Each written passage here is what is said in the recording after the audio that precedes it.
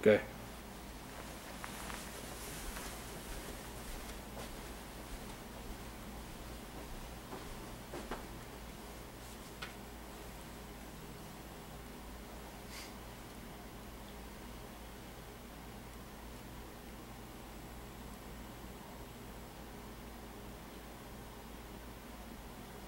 Have you ever heard of Sheryl Crow, Bryan Adams? How about Paul McCartney, or Gene Simmons, or even Eddie Van Halen? You know what all these people have in common other than being famous musicians? They were famous bass players. Good evening, my name is Andy, and today I'd like to talk to you about the 4 essential parts that make up a bass guitar. Those parts will include the headstock, the neck, the body, and the strings. Let's look at these parts just a little closer.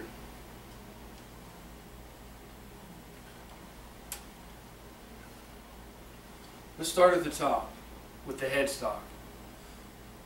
This is also called the head.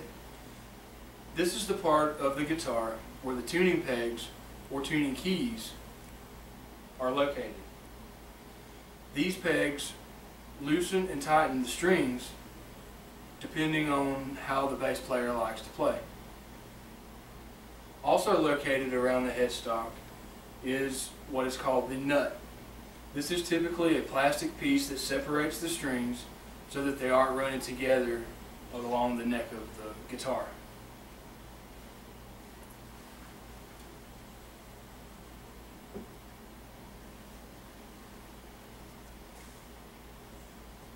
Next we have the neck. The neck is where the frets, which are usually made of brass, are located. Also located on the neck are what are called the fret dots or locators.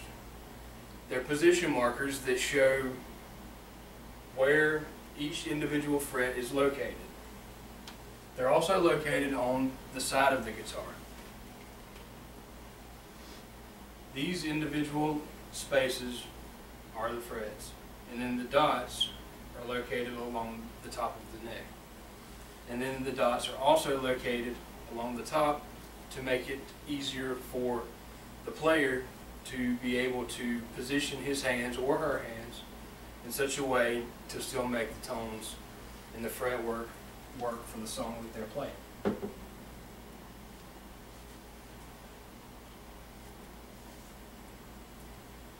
Continuing down, we come to the body. The body is where the pickups, which is where the electronics that pick up the sound and transfer it to the speaker, is located. The body is also where the color and style are incorporated into the guitar, and also on the body is where the tone, the balance, and the bridge are located. Again, this is the body. This is where the color, the style, these are where this will be. This can be modified from a standard style such as this to any style imaginable. These are the pickups which will pick up the sound caused by the strings that is sent down to the speaker. Also, we have our tuning pegs, our tone, balance, and volume peg. We also have the bridge.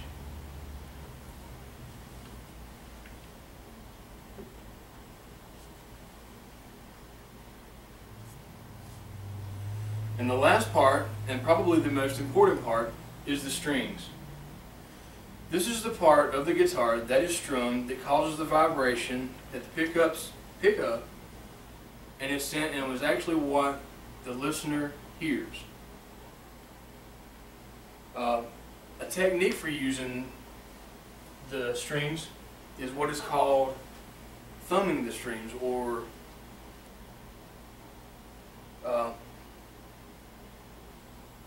not so much the strumming, but it's also a thumbing or sort of a flick.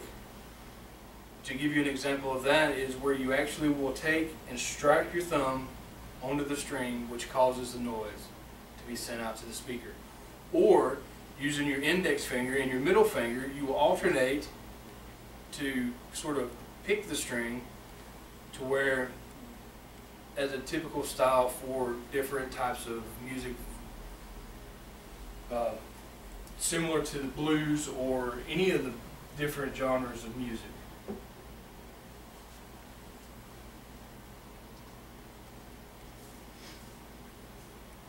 Now is just a conclusion and a recap of the essential parts. We have the headstock, the neck, our body, and strings. Knowing these parts will make being able to play a guitar easier and a lot more fun.